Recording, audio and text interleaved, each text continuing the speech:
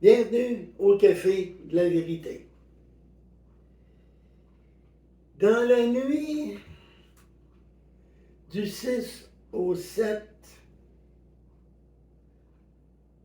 octobre, Dieu m'a gardé réveillé presque toute la nuit et demandé de prier. J'ai prié pour ma sœur qui va vraiment pas bien à l'hôpital. J'ai prié pour Israël, sans savoir ce qui était pour arriver, mais le Seigneur me mettait fort en moi de prier pour ça, de prier aussi pour que les gens qui ne connaissent pas Jésus comme Seigneur et Sauveur se repentent, parce que le Seigneur me disait bientôt, le temps de la grâce va être terminé. Donc,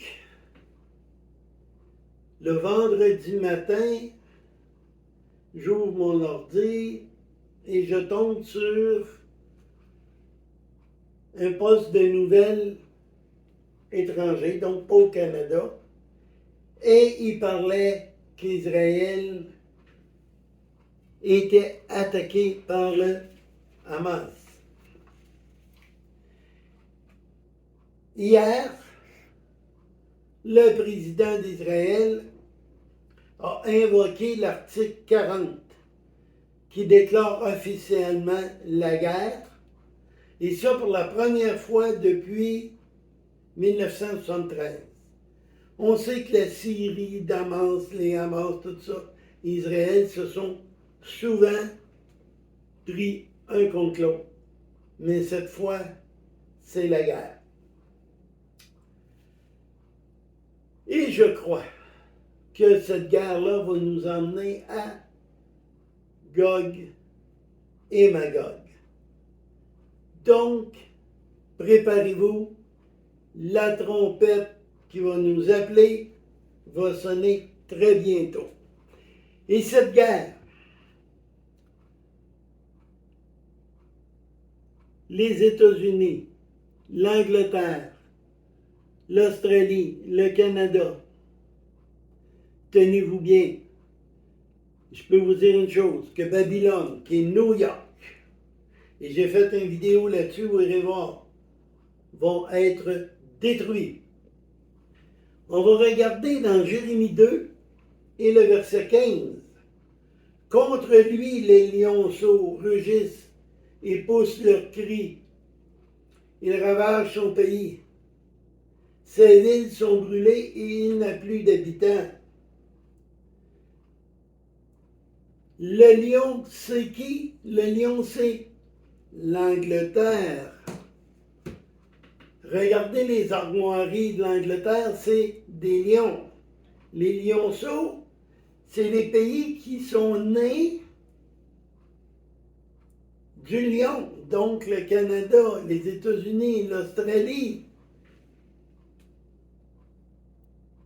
Et ces pays, on va être ceux qui vont être attaqués dans les premiers.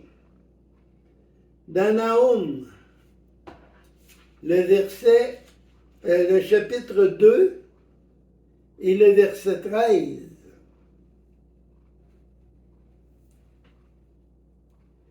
Voici, j'en veux à toi, dit l'Éternel des armées. Je réduirai tes chars en fumée. L'épée dévorera tes lonceaux. Et j'arracherai du pays ta proie, et l'on n'entendra plus la voix de tes messages. Donc ici, c'est l'Éternel qui parle, c'est notre Dieu.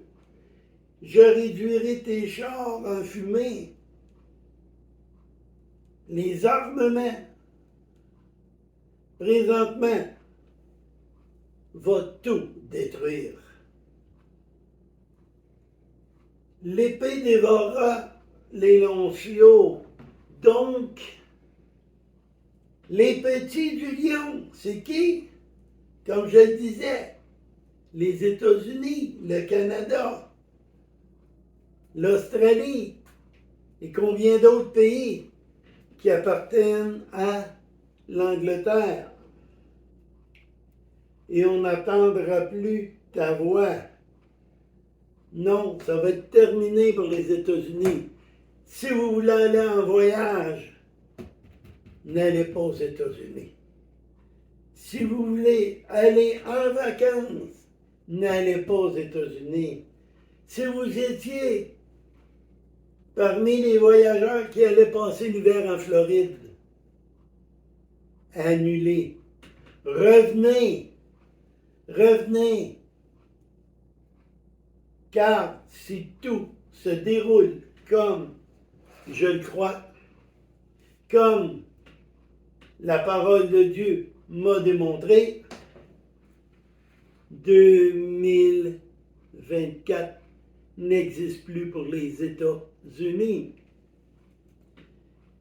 C'est le temps, c'est la dernière chance que vous avez de vous repentir, de venir à Dieu, de venir à Jésus. Il n'y en aura pas d'autre chance. Oh, elle sait qu'il y en a qui vont dire, ben là, il ne faut pas faire peur, il ne faut pas faire peur. Je ne vous fais pas peur, je vous dis ce qui va arriver. Je ne peux pas dire le contraire. C'est maintenant qu'il faut se repentir. Parce que la guerre, là, présentement, les Hamas qui attaquent Israël, les armes qu'ils ont viennent de l'Iran et viennent de la Russie.